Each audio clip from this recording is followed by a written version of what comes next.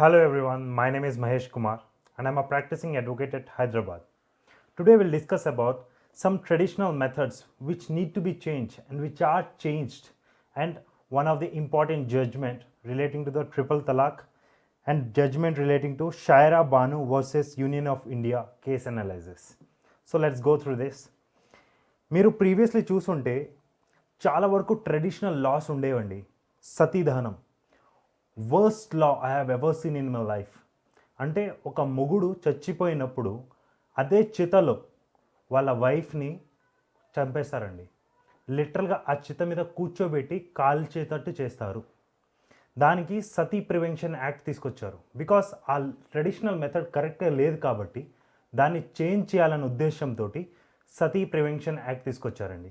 In the same manner untouchability అంటే upper caste వాళ్ళు ఉంటారు కదండి, వాళ్ళు లోవర్ కాస్ట్ వాళ్ళతోటి అంటే మీరు మమ్మల్ని ముట్టుకోకూడదు, మా ఇంటికి వచ్చినప్పుడు మీరు కింద కూర్చోవాలి, లేకపోతే మా ఇంటికి వచ్చేటప్పుడు చెప్పులు వేసుకొని రాకూడదు, మేము మిమ్మల్ని అంటుకోకూడదు, మీరు తక్కువ జాతి వాళ్ళు, ఇలాంటివి ఉండేసరికి దానికి అన్టచబిలిటీ యాక్ట్ తీసుకొచ్చారండి. అంటే ఇలాంటివి జరగకూడదు, ఇలాంటి భేదభావాలు జరగకూడదు, పెద్దోడు చిన్నోడు కాస్ట్ బేసిస్ మీద డివైడ్ చేయకూడదు అనే ఒక సిస్టమ్ తీసుకొచ్చారండి. In the same manner homosexuality అంటే ఒక మొగోడిని ప్రేమించటం, లేకపోతే ఒక ఆడామని ప్రేమించటం. ఇది మన దృష్టితోటి మైట్ బి తప్పయి ఉండొచ్చు. అంటే ఒక మగోడు ఒక ఆడామనే ప్రేమించాలి అని మన ఫిలాసఫీ, అది మన ఓన్ ఫీలింగ్స్. బట్ ఒక మగోడిని ప్రేమించడంలో వాళ్ళ పర్సనల్ ఇంట్రెస్ట్ ఉంటుందండి, దానికి మనం ఏం చేయలేం. అలాంటివి జరిగినప్పుడు ఏంటంటే చాలామంది పేరెంట్స్ ఎలా అంటే వాళ్ళ కొడుకుల్ని సపరేట్గా పంపించేయటం, లేకపోతే వాళ్ళని కొట్టడం, అలాంటివి చేసినప్పుడు ఏంటంటే ఇలాంటి రిలేషన్షిప్ సొసైటీలో యాక్సెప్ట్ చేయకపోవటం, ఇలాంటివన్నీ జరిగినప్పుడు హోమోసెక్షువాలిటీని ప్రివెంట్ చేయడానికి కూడా అంటే అలాంటి ప్రాబ్లమ్స్ జరగకుండా వాళ్ళకి దానికి ఒకటి లా క్రియేట్ చేశారండి. In the same way triple talaq అనే కాన్సెప్ట్ని చేంజ్ చేయడానికి ఒక లా తీసుకొచ్చారండి. ఆ లా దేనివల్ల వచ్చిందంటే షాయరా బాను కేస్, ఒక ఫేమస్ కేస్ వల్ల వచ్చిందండి. Because she raise a query, ఎందుకు ఇలా, ఇది మార్చాలి, ఇది మార్చితేనే ముస్లిం సేఫ్గా ఉంటారు, బీయింగ్ అ వైఫ్ ఆమెకి కొన్ని రైట్స్ ఉండాలి, ఇలా తలాక్ అని చెప్పకూడదు. సో దాని గురించి మనం తెలుసుకోవడానికి ట్రై చేద్దాం. అసలు ఆ కేసులో ఏమైంది, అసలు ముస్లిం లాలో అసలు డివోర్స్ ఎలా జరుగుతుంది, ఏ మెథడ్స్లో జరుగుతుంది, ఇవన్నీ మనం కొంచెం డీటెయిల్డ్గా అనలైజ్ చేసి చూద్దాం. So let's go through that. Muslim లాలో డిజల్యూషన్ ఆఫ్ మ్యారేజ్ ఎలా జరుగుతుందంటే 4 మెథడాలజీలో జరుగుతుందండి. ఈధర్ హస్బెండ్ అనే ఇస్తాడు, లేకపోతే వైఫ్ అని ఇస్తుంది, లేకపోతే వాళ్ళిద్దరు మ్యూచువల్ కన్సెంట్తో అన్న జరగచ్చు, లేకపోతే మన జ్యుడిషియల్ ప్రాసెస్ వల్ల జరగచ్చు. ఇప్పుడు మనం మాట్లాడుకునే ఈ కేసు ఓన్లీ హస్బెండ్ ఇచ్చినప్పుడు, ఎలా క్రూయల్గా ఇచ్చినప్పుడు అది ఎలా మార్చారు అనే దాని గురించి మాట్లాడుతుందండి. సో వాళ్ళ దానిలో ఏంటంటే 2 టైప్స్లో ఇస్తారండి తలాక్. తలాకే సున్నత్, తలాకే బిద్దత్. తలాకే సున్నత్లో 2 టైప్స్ ఉంటాయి. This one is first, this one is second. దీనికి సబ్సిడరీస్ ఇవి 2. తలాకే ఎహ్సాన్లో ఏంటంటే జనరల్గా ఒక మొగుడు అనేవాడు వైఫ్కి ఈరోజు నేను నీకు తలాక్ ఇస్తున్నా అని చెప్పేసి 90 days ఆర్ 3 months ఇద్దత్ పీరియడ్ మెయింటైన్ చేస్తాడు. అంటే ఆమెతో కలవకుండా, ఆమెకు దూరంగా ఉంటూ ఈ 90 days లేకపోతే 3 months ఎప్పుడైతే కంప్లీట్ అయిపోతాయో దాని తర్వాత ఆ తలాక్ అనేది కంప్లీట్ అయిపోతుంది. అంటే వాళ్ళిద్దరికి విడాకులు వచ్చినట్టే. ఇది one of the traditional method. ఈ 90 days పీరియడ్లో, ఈ 3 months పీరియడ్లో వాళ్ళిద్దరికి ఏమన్నా మంచిగా బాండింగ్ అనిపించి, లేకపోతే మనం చేసింది తప్పు అని అనిపించినప్పుడు వాళ్ళిద్దరు మళ్ళీ కలిసే ఛాన్సెస్ ఉంటాయి. బై సపోజ్ వాళ్ళిద్దరు కలిస్తే అది తలాక్గా డిసైడ్ చేయరు. ఇన్ ద సెకండ్ మెథడ్ తలాకే హసన్.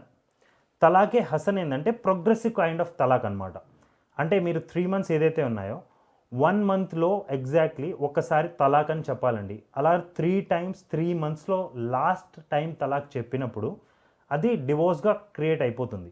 అంటే హస్బెండ్ అండ్ వైఫ్కి ఇద్దరికి డివోర్స్ వచ్చినట్టే లాస్ట్ మంత్లో తలాక్ అని చెప్పినప్పుడు. సో దీనికి కూడా 3 times తలాక్ అని చెప్పాలి. బట్ ప్రతి ఇండివిజువల్ మంత్లో ఒకసారి చెప్పాలండి. ఇలా చెప్పినప్పుడు ఏమవుతుందంటే ఎండింగ్కి తలాక్ అయిపోతుంది. బట్ ఈ 90 daysలో లేకపోతే ఈ 3 months పీరియడ్లో వాళ్ళిద్దరికి ఏమైనా నచ్చి, లేదు మనకు తలాక్ వద్దు, మన ఇద్దరం ఒక మంచి అండర్స్టాండింగ్ తోటి ఫాలోఅప్ చేద్దాం రిలేషన్షిప్ని అంటే మళ్ళీ ఆ తలాక్ రద్దయ్యే ఛాన్సెస్ ఉంటాయి. And the worst part is ఈ తలాకే బిద్దత్. ఈ పైన ఏదైతే 2 చూసారో మీరు, ఇవి ట్రెడిషనల్ మెథడ్స్ అండి. But when it comes to the second one, తలాకే బిద్దత్, ఇది వెరీ బ్యాడ్ లా అండి. యాక్చువల్లీ ఇది ట్రెడిషనల్ మెథడ్ కాదు. This is the innovated method. అంటే ఫ్రెష్గా తీసుకొచ్చారనమాట దీన్ని ఇన్ బిట్వీన్లో. తలాకే బిద్దత్లో ఏంటంటే, మీరు 3 times కంటిన్యూస్లీ తలాక్ తలాక్ తలాక్ అని చెప్తే డివోర్స్ అయిపోయినట్టే. అది మీరు ఫిజికలీ చెప్పాల్సిన అవసరం లేదు. ఇదర్ వాట్సాప్లో అయినా కానీ, లేకపోతే ఈమెయిల్లో అయినా కానీ, లేకపోతే ఓవర్ ది ఫోన్ చెప్పినా కానీ, ఆ 3 times తలాక్ ప్రొనౌన్స్ చేయగానే వెరీ నెక్స్ట్ మూమెంట్ ఆ డివోర్స్ అయిపోయినట్టు. సో దీనికోసం చూస్తే ఇది మన దానిలోనే కాదండి, మన కంట్రీలో కాదు, మోస్ట్ ఆఫ్ ది ఏదైతే ముస్లిం కంట్రీస్ ఉన్నాయో వాళ్ళల్లో కూడా యాక్సెప్ట్ చేయరండి ఇవన్నీ.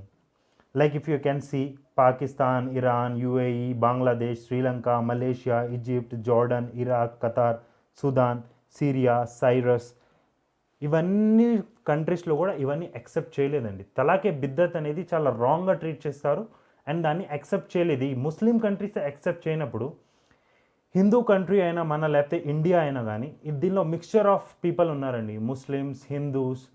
సో ఇలాంటి కంట్రీలో, ఇలాంటి ఒక రిలీజియన్కి రెస్పెక్ట్ ఇచ్చే కంట్రీలో ముస్లిమ్స్కి అన్యాయం జరగకూడదు అనే ఉద్దేశం మీద Shayara Bano versus union of India, Shayara Bano అనే ఒక లేడీ వాళ్ళ హస్బెండ్ రిజ్వాన్ అహ్మద్ తోటి చాలా సంవత్సరాల వరకు దాంపత్య జీవనం గతించిన తర్వాత ఒక సిచ్యువేషన్ వచ్చినప్పుడు ఆ హస్బెండ్ ఏం చేశాడంటే తలాకే బిద్దత్, అంటే 3 సార్లు తలాక్ అని చెప్పేసి మ్యారేజ్ని డిజాల్వ్ చేసేసాడు, అంటే డివోర్స్ తీసేసుకున్నాడు.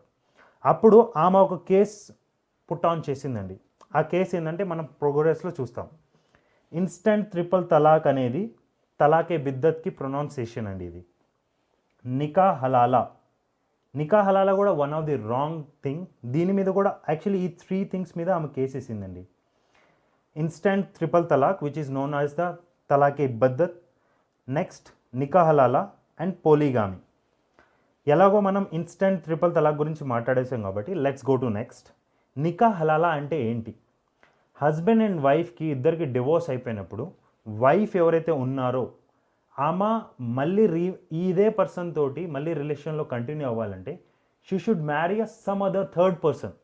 ఆ థర్డ్ పర్సన్ తోటి మ్యారేజ్ చేసుకున్న తర్వాత ఆ పర్సన్తో డివోర్స్ తీసుకున్నప్పుడే ఈ ఫస్ట్ పర్సన్ ఎవరైతే ఉన్నారో వాళ్ళతో మళ్ళీ రీమ్యారేజ్ చేసుకోవడానికి కుదురుతుంది. So that is one of the wrong practice. And next polygamy. Polygamy అంటే ఏంటంటే, ఒక పురుషుడు ఎవరైతే ముస్లిం పర్సన్ ఉన్నాడో వాడు మోర్ దెన్ 1 మ్యారేజ్ చేసుకోవడానికి ఎలిజిబిలిటీ, తను మోర్ దెన్ 1 మ్యారేజ్ చేసుకోవచ్చు. దీన్ని పాలీగామీ అంటారు. పోలీ అంటే multiple in the general sense. So polygamy అనేది అలా గుర్తుంచుకోవచ్చండి. So let's go to next. ఆమె కేసు చేసినప్పుడు ఆ కేస్ని 5 judges, 5 bench జడ్జ్ సుప్రీం కోర్టులో దానికి ఆ కేస్ని చూశారండి. So one of the famous judges, chief justice of India Jagdish Khehar, J Abdul Nazeer, J Kurian Joseph, J Rohinton Nariman, J U Lalit. ఇప్పుడు ఆమె పిటిషన్ వేసిన ఆమె షాయిరా బాను. రెస్పాండెంట్ ఎవరెవరి మీద ఆమె వేసింది? రిజ్వాన్ అహ్మద్ వాళ్ళ husband, union of India, ministry of law and justice, ministry of women and child development, ministry of minority affairs, national commission for women, all India Muslim personal law board, వీళ్ళందరి మీద వేసింది. సో ఆ కేసులో ఏం జరిగిందంటే 2 judges ఏమన్నారంటే, రిలీజియన్కి అగేన్స్ట్గా లా pass చేయటం correct కాదు. ప్రతి రిలీజియన్కి వాళ్ళకు ఓన్ నార్మ్స్ ఉంటాయి, వాళ్ళు దాన్ని బట్టి ఫాలో అవుతారు. దానికి పార్లమెంట్, లోక్సభ, రాజ్యసభ వీటిల్లో ఏదైనా బిల్ పాస్ చేసి దాన్ని కరెక్ట్ చేయాల్సి ఉంటుంది అని 2 judges చెప్పారు. In the same manner 3 judges ఏం చెప్పారంటే, no this is not correct, దీనికి ఒక లా తీసుకొని రావాలి, ఇది కరెక్ట్ కాదు అనేసి తలాకే బిద్దత్ని ఇప్పటి నుంచి క్యాన్సిల్ చేయాలి, ఇది యాక్సెప్టబుల్ కాదు అనేది 3 judges చెప్పారు. సో మెజారిటీ ఎక్కువ ఉండటం వల్ల ఇది తలాకే బిద్దత్ ఇప్పటి నుంచి కంటిన్యూ అవ్వదని ఒక క్లారిటీగా ఒక జడ్జ్మెంట్ ప్రొవైడ్ చేసింది సుప్రీంకోర్టు. అండ్ షాయిరా బానుకి జస్టిస్ దొరికింది. ఇన్ ద సేమ్ సెన్స్ దాని తర్వాత పార్లమెంట్లో ఏం బిల్ పాస్ అయింది, దానివల్ల ప్రాసెస్ ఏమైంది, జనరల్గా సుప్రీంకోర్టు డిక్లేర్ చేసిన తర్వాత కూడా ఇలాంటి చాలా వయలేషన్స్ జరిగాయండి. బట్ దాని గురించి ఏమీ పాసిబిలిటీస్ ఏం జరగలేదు. Because every one can not go to the court sir, even you need to understand it. But అదే లోక్సభలో మళ్ళీ పాస్ చేశారు ఈ బిల్ని. బట్ రాజ్యసభలో ల్యాప్స్ అయిపోయింది అది. బట్ ఆఫ్టర్ దట్ క్యాబినెట్లో దీనికి ఆర్డినెన్స్ పాస్ చేశారండి. ఆఫ్టర్ దట్ ఈ బిల్ పాస్ అయింది లోక్సభలో అండ్ రాజ్యసభలో. సో దీనికి ప్రెసిడెంట్ అసెంట్ వచ్చింది and it has been accepted. ఈ బిల్ మెయిన్ ఎలిమెంట్స్ అండ్ ఏమున్నాయి? Muslim women protection of rights on marriage act 2019, offence and penalty. ఎవరైతే ఇలా చేస్తారో దీన్ని ఇల్లీగల్గా ట్రీట్ చేస్తారు, వాళ్ళకి ఇది కాగ్నిజెన్స్ అఫెన్స్ కింద ట్రీట్ చేయడం వల్ల మళ్ళీ imprisonment 3 years imprisonment plus fine ఇది వాళ్ళు కట్టాల్సి వస్తుంది. Next, who can file a complaint? Married women లేకపోతే ఆమెతో ఎవరైనా రిలేటెడ్ పర్సన్స్ ఉంటే to her by blood or marriage can file the case on behalf of her also. దీనికి బెయిల్ ఇవ్వాలన్నా కానీ ఎవరైతే కేసు వేసారో ఆ ఉమెన్ హియరింగ్ తర్వాతనే ఆమె యాక్సెప్ట్ చేస్తేనే వాళ్ళకి బెయిల్ కూడా మంజూరు అవుతుంది, లేకపోతే బెయిల్ కూడా మంజూరు కాదండి. సో దీన్ని మొత్తం సమప్ చేయాలంటే సుప్రీంకోర్టు దీన్ని తలాకే బిద్దత్ని ఏదైతే 3 times ట్రిపుల్ తలాక్ చెప్పగానే తలాక్ అయిపోయేదాన్ని ఇన్వాలిడ్ ప్లస్ అన్కాన్స్టిట్యూషనల్ అని డిక్లేర్ చేసింది.